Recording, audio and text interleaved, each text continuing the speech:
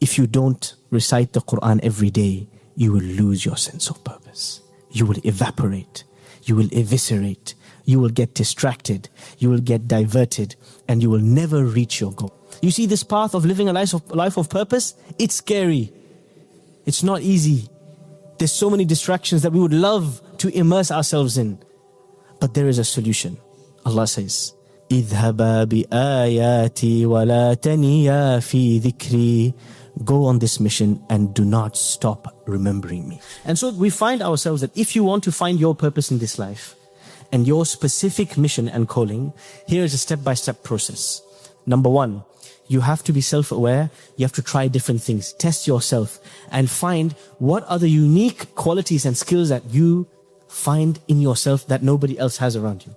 Number two, test yourself until you find something called flow state, which is when you find time passes and you don't even realize it's passing. You're enjoying yourself so much, you don't even realize time is passing.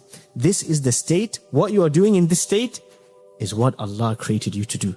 By the evidence of the Prophet ﷺ, when he said, قُلْ اعْمَلُوا فَكُلٌّ مُيَسَّرٌ لِمَا خُلِقَ لَهُ.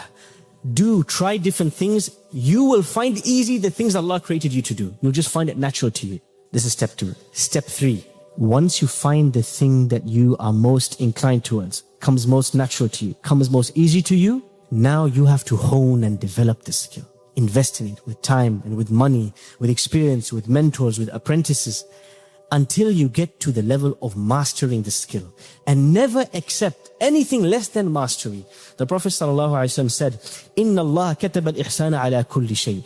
Allah prescribed mastery and perfection in everything. فَإِذَا ذَبِحْتُمْ فَأَحْسِنُوا الذِّبْحَ. If you're a slaughterer, if you're a butcher, be a master butcher. He gives you an example. If you're going to be a butcher and you're going to slaughter animals, sharpen your knife and do a proper job. Rest the animal in peace by the mastery of your slaughter. Everybody should have a craft and be a master of your craft. Don't try to do what somebody else is good at. You do you. And if you're trying to do something you're terrible at and you're not made for, you're going to cause more harm than good. Just like Abu Dhar, when he wants to be a leader, the Prophet ﷺ said, no, you're not made for leadership. You do that thing instead, please.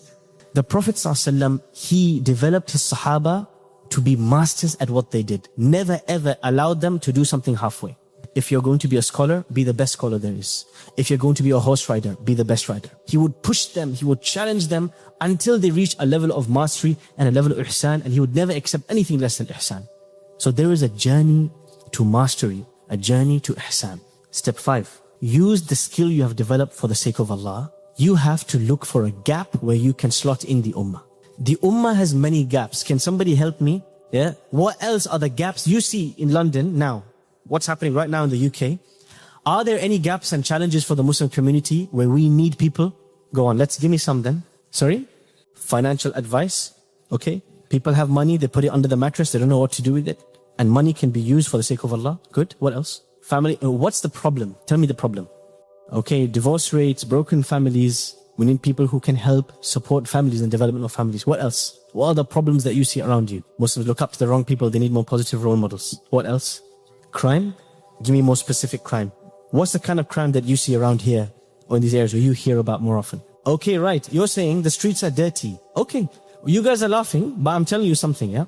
If uncle wakes up and he takes 10 of you young lads here with strength and energy, you spend your time watching TikTok in the evenings and cat videos on YouTube. If you instead spend one day cleaning up, what would the perception of Muslims be? Yeah, put it on social media. Let people know we're doing good stuff. Okay, there's problems. You said crime, brother. Knife crime. Has anybody here done anything to help solve the knife crime problem? Is there Muslim on Muslim violence with knife crime? Yes. Who's going to solve it? In Arabic we say, Ammak, your uncle's going to come and solve it? Tera chacha aega? Who's going to solve it? Nobody is going to solve it if we don't do something about it. So now, I'm going to go with the step-by-step process. How to find your purpose, your specific mission, your specific calling. Step 1, you have to know yourself. You have to try different things. Step 2, you have to observe. When do I find something enjoyable, very natural to me? I'm better than others at it. Very naturally speaking, Allah created this skill and talent within me. Okay. Step 3, I found it. How do I become a master in this? How do I become the best in the world, the best in the country? What courses, what learning, what experience, what people do I need to go to learn how to master this thing? And never accept anything less than ihsan and mastery. Step 4, now I've mastered this thing. or even while I'm mastering this thing, you have to look at the gaps around you and think, my skill, what gaps can it solve? You're into education, we need Muslim schools. You read people, you understand people well, we need family therapists. You're good with working with young people, we need to take young people off the streets, create a boxing or MMA gym, get them off the streets, clean up the streets and get them into the gym and get them off the knife crime. You have OCD, you like cleaning things, clean Green Street. Yeah? Clean Green Street. Yeah? You have to look for a problem that only I can solve or I am naturally inclined to solve, go and solve it. And while you're doing that, and while you're there cleaning Green Street, and while you're there building the next Muslim school, and you're trying to solve the next council, the next divorce and prevent it, and you're trying to raise the next generation of young people, and you're convincing two warring gangs to put down their weapons, while you're doing that, realize something. You are in the worship of Allah Azza wa Jal. We define worship as salah, as ritual only. No. The greatest form of worship is to live every breath and every moment of your day knowing this is what Allah created me for and I'm serving Him through this. The Muslim community is not short of skills. We have people well versed in engineering and science and maths and cleaning and butchery and plumbing and everything you know. But are they using it for a greater purpose, a greater vision, to raise La ilaha illallah, to solve the problems of society? Many of us know we are on survival mode. We need to pay the bills, the economy is bad, gas and electric, bruv. Man needs to make a living, and we are not thinking about the greater vision that we're here for. We are on autopilot, we are zombies, but we need to snap out of it and wake up. Because if we don't wake up now and live the life of purpose and serve the greater causes and build the institutions that the Prophet ﷺ built, the masajid, the schools, the places of learning, the places of activity, the places of tarbiyah, if we don't build, you know what's going to happen? We are only going to wake up the day that we die, and then it will be too late. Do we know how many people are in the cemetery right now who did not live a life of purpose, who lived a life of autopilot and woke up only the day that janazah was being prayed above them? There is a reason why for the last few centuries anxiety and depression have increased so exponentially. It is because we live in a society that has removed God from the picture, and so they have no reason to live. It creates anxiety. It creates a lack of meaning, a sense of misery.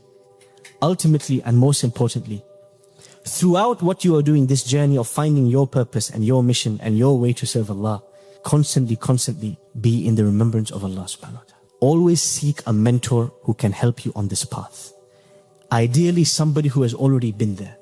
Let's say you want to be the dentist, the Muslim dentist, who's going to offer free dental care to poor families. Let's say you're going to be the youth worker who takes lads off the street and out of knife crime and gives them something productive to do. Let's say that you chose to be the family therapist who stops the pandemic of broken Muslim families. Whatever you do, look for someone who's already done it and ask them, how do I do what you did? How do I reach where you've reached? And let them guide you with their hand. Musa alayhi salam had Shu'aib bin Madian to guide him. Musa alayhi salam had Khidr to show him the way. He had Harun as his companion. You need companions, you need friends, you need mentors, you need teachers. You are not going to get there to your goal, to your mission, to your purpose on your own. Al-mar'u qalilun bi nafsihi kathirun bi ikhwanih. You need a tribe. You need like-minded people. And remember, all these problems that we're talking about, is one person going to solve them? Absolutely not. It requires a united group with the same skills, the same objectives, a variety of skills to solve one problem. We need every person we can get in order to solve these problems and to step up. Everyone you hear is sitting at home, watching the telly, waiting for the Mahdi, waiting for the Messiah. Allah subhanahu wa ta'ala put you here for a purpose. Step up, master a skill, find your company, find your teachers, find your mentors, and make serious change in society until, as Allah subhanahu wa ta'ala says, يُخْرِجُهُم مِّنَ الظُّلُمَاتِ إِلَى النُّورِ. Turn this dark world into a world full of light and beauty and iman and la ilaha illallah. You see, the Prophet ﷺ passed away and his Sahaba are not on this earth. And so all the jobs that they did still exist. There's vacancies, but there's no man to fill the vacancies. To end this talk, one of the biggest challenges that we face as Muslims is once you found your purpose and you're on your way, there is so many things trying to take you away from your purpose, to distract you, to divert you, to remove you from this path of living the life of ultimate purpose and meaning. Can somebody share with me some of these distractions and some of these diversions? Yes. Shiny object syndrome. Give me some examples. So you get shiny object syndrome means you get distracted by, oh, I'd like to do this, or I'd like to do that. So you have a half-built masjid, a school, a Muslim Islamic school with a logo and a website, but nothing else. Half-built this, a third built this, a little bit of this, a little bit of that. Pick and mix, but you never did anything. What else? Women for men and men for women. Yes? What else? Sorry? The bills. Yeah, the stress of the bills can divert you. Absolutely. Alhaakumut takathur. Allah says, the love for more has distracted you. Yes. Social media, absolutely. The smartphone. The average person, young man, between the ages of 16 and 24 is using their phone 4 to 5 hours a day. Fix the phone problem, man. And talk to me about Khalifa. What else?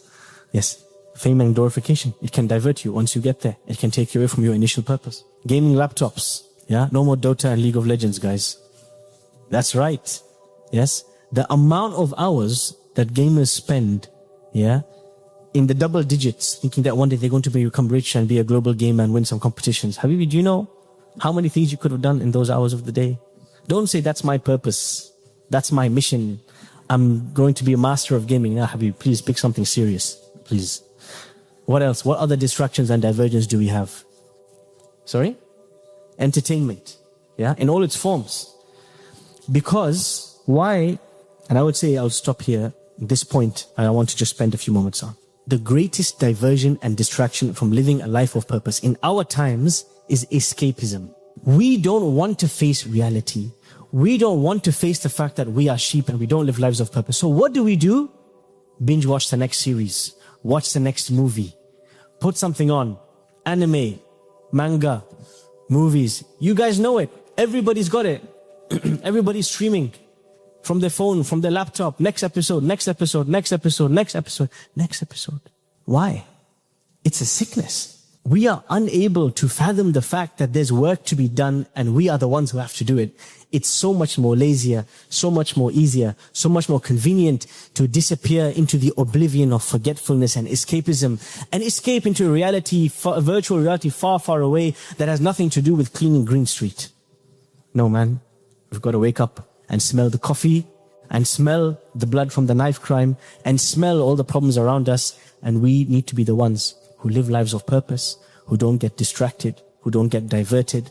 And we are the problem solvers that Allah left on this earth to build this earth into the resemblance of Medina, the city of light, the city of institutions, the city of brotherhood, the city of unity. No one's going to do the work except us. That's why Allah subhanahu wa ta'ala created us. You see, when Allah gave the mission to Musa alayhi salam at the burning bush, when Allah told him, you have this mission, you're going to go and stand in front of Fir'aun and you're going to do X, Y, Z. It was scary for him. He was not ready for it. 3 times he said, إِنِّي أَخَافُ أَن يُكَذِّبُونَ ويضيق صدري ولا ينطلق لساني فأصل إلى هارون ولهم علي ذنب فأخاف أن يقتلون. I'm scared, I'm scared, I'm scared, I'm scared. Allah said, stop, don't be scared. لا تخافا إنني معكما أسمع وأرى. I'm with you, why would you be scared? You see this path of living a life of purpose? It's scary. It's not easy. There's so many distractions that we would love to immerse ourselves in. But there is a solution. Allah says, اذهبا بآياتي ولا تنيا في ذكري. Go on this mission and do not stop remembering me. The secret to continuing and staying on the life of purpose and reaching your goal and solving the real problems on this earth. So you can stand in front of Allah and say, oh Allah, you gave me these years and this is what I did with it. The secret to steadfastness and continuity and longevity is the continuous remembrance of Allah Azza wa Jal. What was the first commandment, the first obligation that Allah gave Rasulullah sallallahu alayhi wa sallam? Who knows after that? After the first revelation, what was the first continuous act of worship he had to do every day? Ya ayyuhal muzammil. O Muhammad sallallahu alayhi wa sallam, you are wrapped up in covers. Qumil layla illa qalila. Pray at night, even if it's a little. Nisfahu aw inqus minhu qalila. Pray half the night, less than it, more than it, no problem. أو زد عليه ورتل القرآن ترتيلا. It doesn't matter how much you pray, but there's one thing I want you to do. Recite the Qur'an every day, oh Muhammad. Why? If you don't recite the Qur'an every day, you will lose your sense of purpose. You will evaporate. You will eviscerate. You will get distracted. You will get diverted. And you will never reach your goal. The Qur'an and the daily attachment to the Qur'an. Do not tell me we're going to do this, great things on this earth. If we cannot recite and reflect on the Qur'an every day, then how are we going to continue? We need fuel, we need nourishment. And the fuel, the life of the heart is a continuous relationship with the Qur'an. I gave you many steps. I gave you four reasons Allah created us. I give you 5 steps to find your purpose. And I gave you a bunch of reasons that will divert us from our purpose, but one which is escapism and entertainment. And I gave you the solution, and the solution is the regular connection with the Qur'an. That is our source of continuity and longevity. Anything good I said is from Allah. Any mistake is from myself and from the shaitan.